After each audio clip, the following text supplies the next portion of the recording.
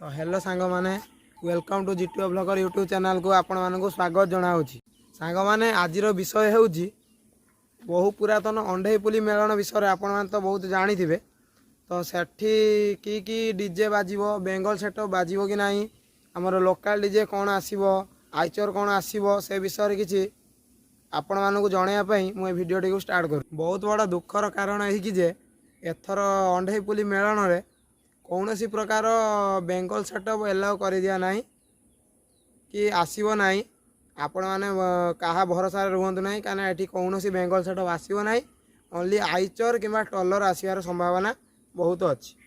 अंधेईपुली melon 2024 प्रथम new DJ setup T हूँ मोहिनी जहाँकि बालेश्वर आसूची पूरा फुल सेटअप आपड़ जमी गणेश पूजा देखते भद्रक रे से भाई अंधेईपुली मेलन में आप देखा पाइबे। अंधेईपुली मेलन द्वितीय सेटअप टी आप देखा पाइबे दास म्यूजिक बा दास डीजे नाम आप परिचित। से डीजे टी फुल सेटअप रे आप देखा पाइबे कहीं यहाँ कंपटीशन लेवल होगा जाऊँगी ना से आप फुल सेटअप टी देखा पाइबे अंधेईपुली रे।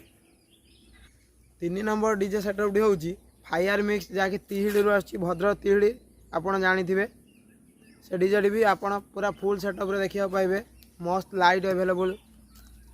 आउ एक डीजे विषय कहूँ जहाँकि बहुत जनाशुना डीजे आप जानी थे जार ना हूँ पावर मिक्स। से डीजे टी प्रथम थर पर बेतड़ा ग्राम अंधेईपुली ग्राम को मेलन जाऊँगी जहाँकि आप मेलन पड़िया संध्यारे देखा पाइबे।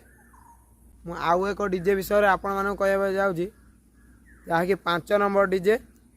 से डीजे टी हूँ जो कहते आपण मैंने छोट सापर बेसी विष तो सही भाई टाइप सी आमर बहुत लोकल डीजे माने आम पाखाखिया डीजे कि तार साउंड आपण निजे देखिले ही बिलीव करें कौ टाइप तार साउंड।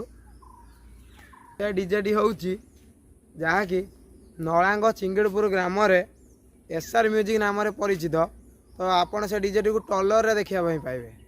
आउ एक डीजे विषय कहूँ जहाँकि बहुत जनाशुना डीजे आप जानी थे जार ना हूँ पावर मिक्स।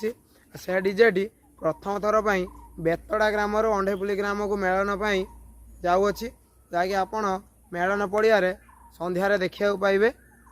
सांग माने आउ एक डीजे ना आपण मान आगे घोषणा करने जाऊँगी जहाँकि डाडी पावर।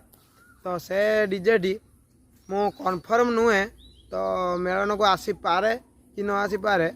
तो से डीजे टी मु मेंशन कर देछि आपण आगे जदि आसिला तो आपण तार लाइटिंग साउंड कौन देखिए आपण कहिबे। आ तो यही डीजे मानकर ना जहाँकि मुझे आगे कहली तो एमान को आपण 29 तारीख दिन संध्या बेले अंधेईपुली मेलन पड़िया आप देखा पाइबे। तो मु रिक्वेस्ट करुँची कि आपण मैंने निहाती अंधेईपुली जातु एवं से मेलन देखु बा मजा नियंतु एति कही मु रोची।